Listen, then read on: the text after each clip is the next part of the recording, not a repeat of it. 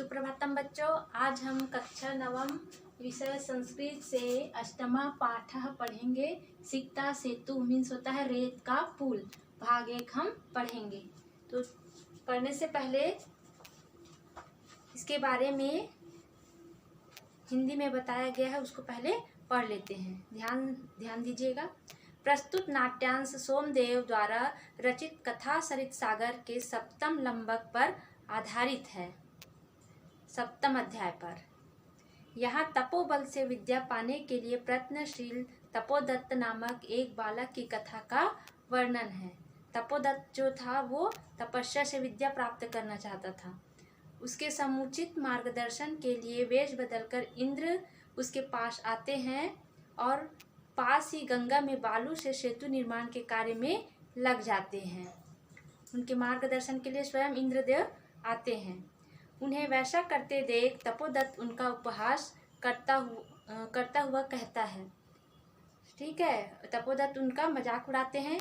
अरे, किस लिए गंगा के जल में व्यर्थ ही बालू से पुल बनाने का प्रयत्न कर रहे हो, ऐसा इंद्र को कहते हैं। ठीक है, जबकि वही काम तपोदत्त भी कर रहा था। उसको समझाने की वो कोशिश करते हैं, लेकिन वहाँ पर वो समझ नहीं पाते।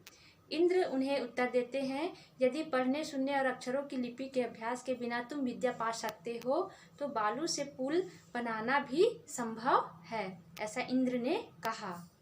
इंद्र के अभिप्राय को जानकर तपोदत्त तपस्या करना छोड़कर गुरुजनों के मार्गदर्शन में विद्या का ठीक अभ्यास करने के लिए गुरुकुल चला जाता है। ठीक है, अब इसके बाद की कहानी हम इस पाठ में पढ़ेंगे। तो चलिए शुरू करते हैं। ततः प्रविशति तपस्यारता तपोदत्तः। तब तपस्या में लीन तपोदत्त प्रवेश करता है। तपोदत्तः अहम अस्मि तपोदत्तः। मैं तपोदत्त हूँ। बाल्ये पितृचरणैः क्लेश्यमानो अपि विद्यां नाधीतवानस्मि। तस्मात् सर्वैः कुटुम्बैः मित्रैः ज्ञातिजनैश्च गरितो अभवम्। तो यहाँ पर बताया जा रहा है कि बचपन में मैं पिता के द्वारा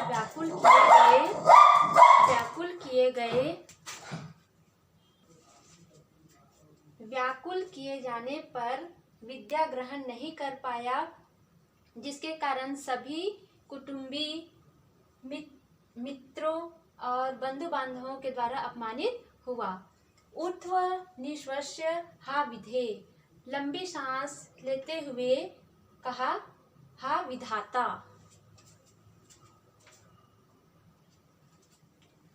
किम इदम म्याम कृतम।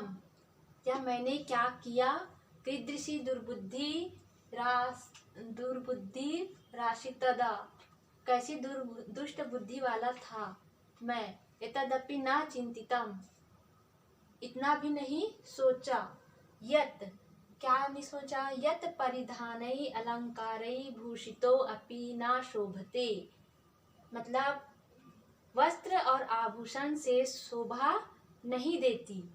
नरो निर्मणि भोगीव सभायाम यदि वा गृहे।